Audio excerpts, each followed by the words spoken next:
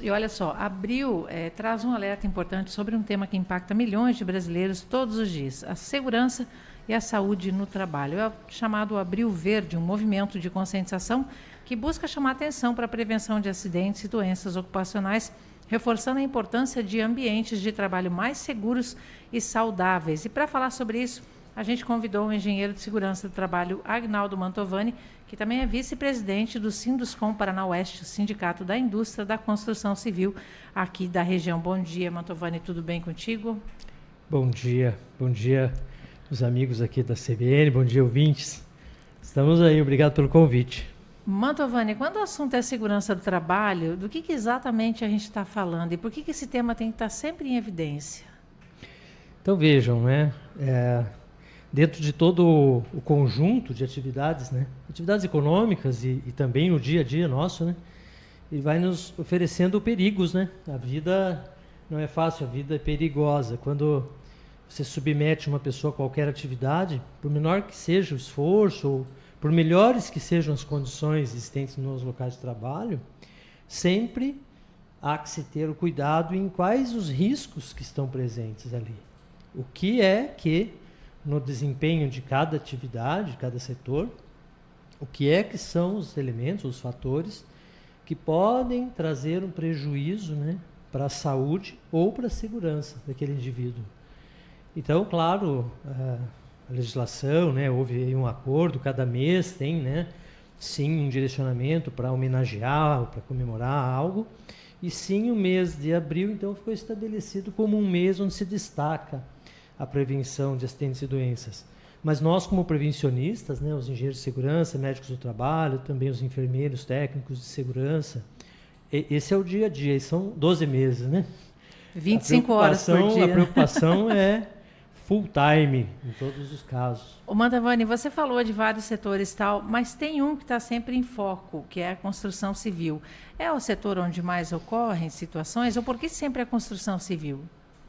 Então veja, claro que existe sim alguns setores onde o ambiente, vamos colocar como mais hostil, assim, né, mais agressivo, pela natureza da atividade.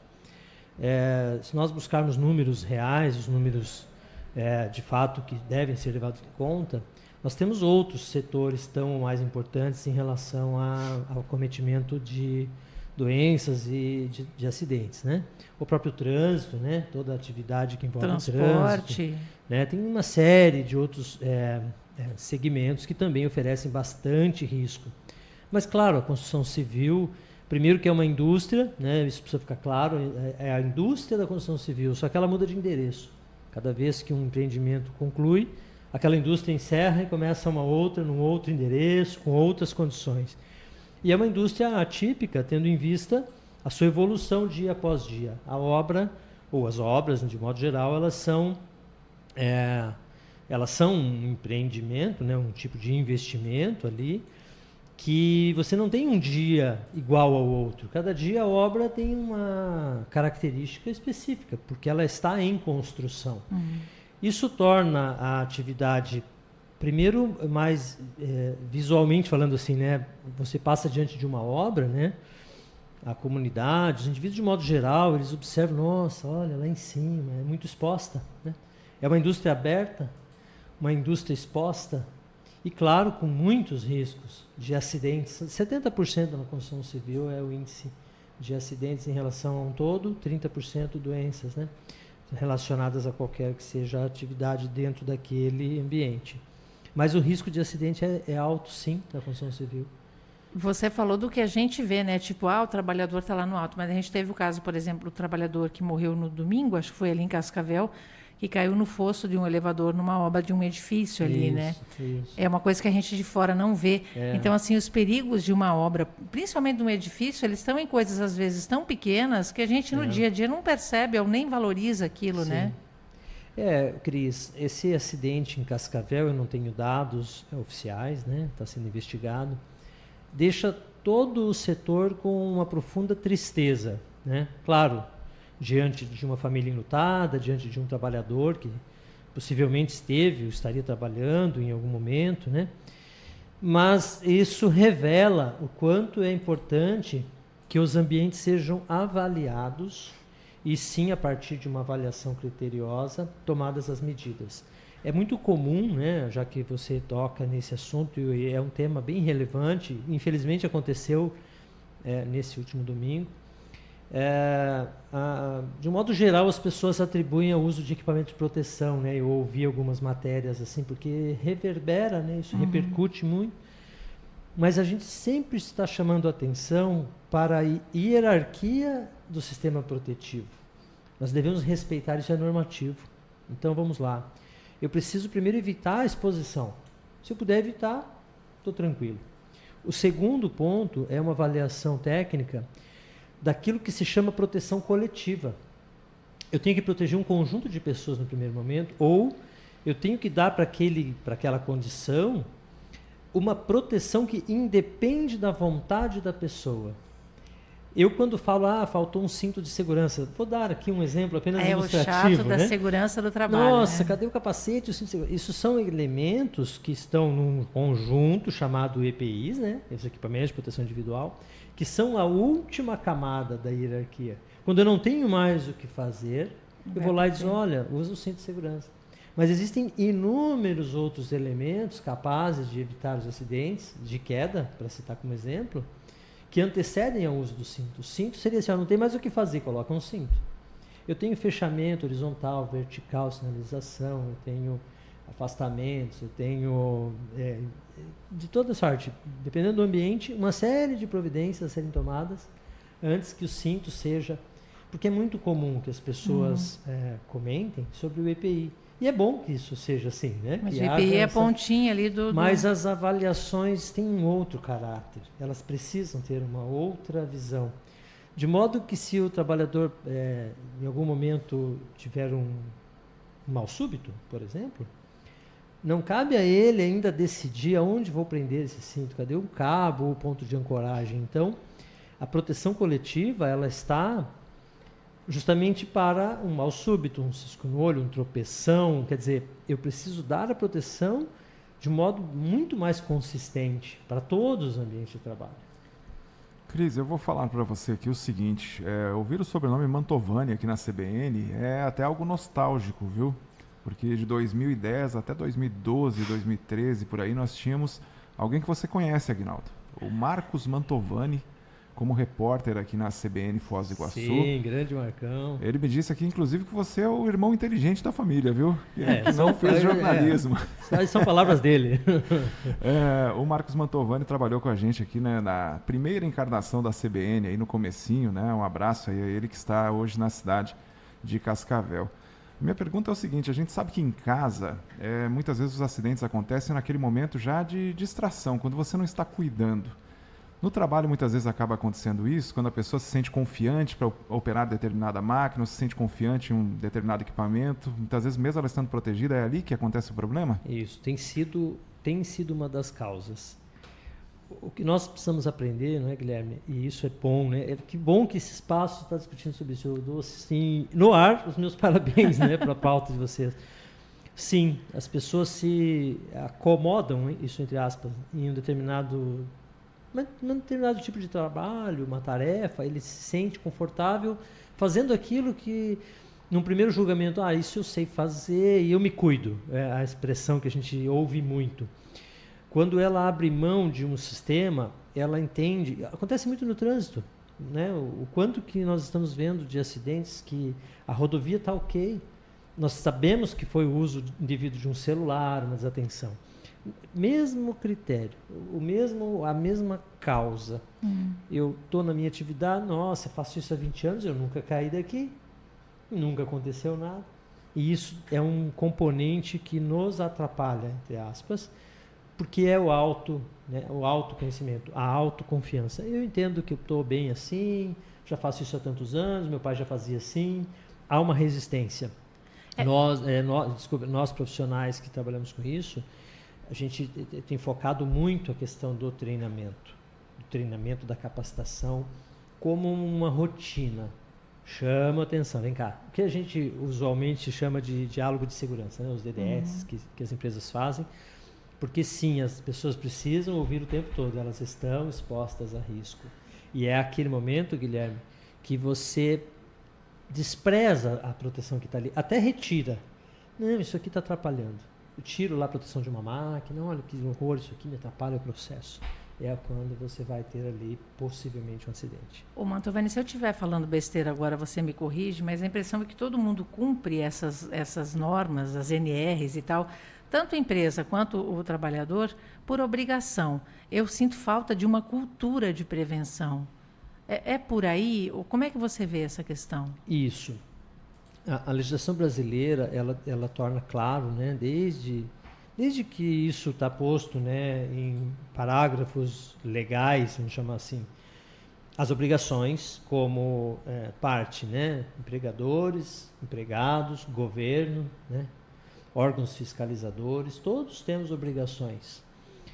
Em algum momento, há esse afrouxamento, assim, vou fazer, se aparecer o fiscal, está aqui. Nós temos um trabalho, né, nós, Sinduscom, que eu quero aqui deixar o registro, né, uma entidade que tem sempre nas suas pautas essa discussão, pela importância do tema.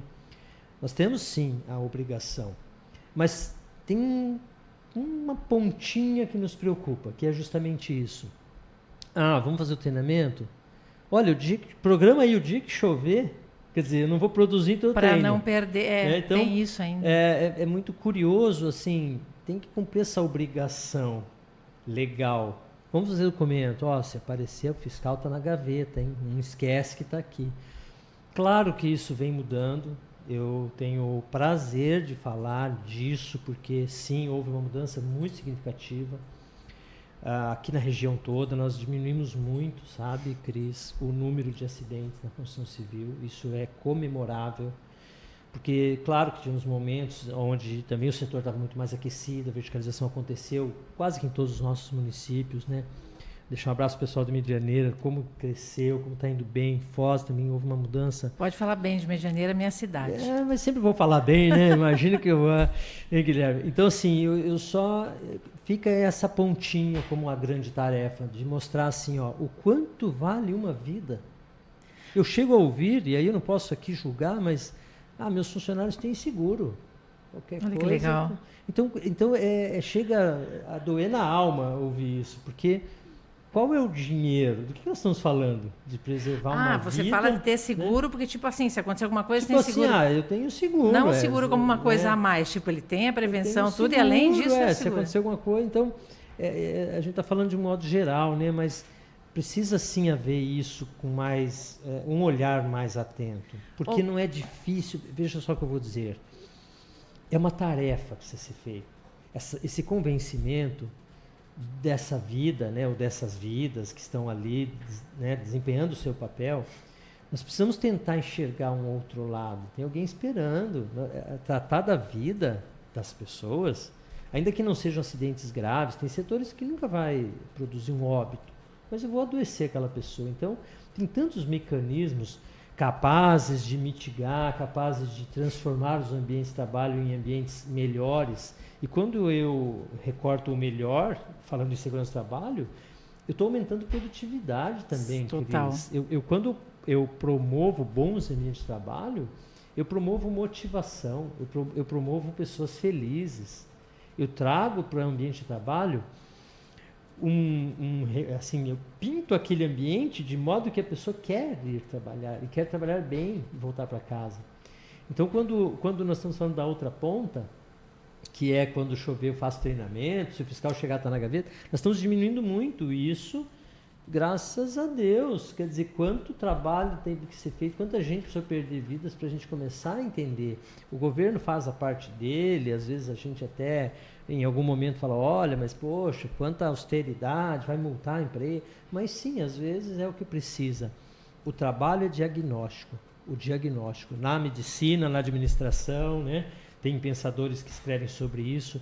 Um diagnóstico bem feito traz uma programação, né? Traz uma consequência melhor para ser feita, traz um conjunto de medidas muito mais assertivo. Quando eu entendo qual é o problema, quando eu trato melhor a causa, com certeza eu vou ter uma consequência melhor. Você acha que essa busca por essa preocupação com saúde mental e também essas novas gerações que estão entrando agora no mercado de trabalho estão ajudando a melhorar esse cenário, Mantovani?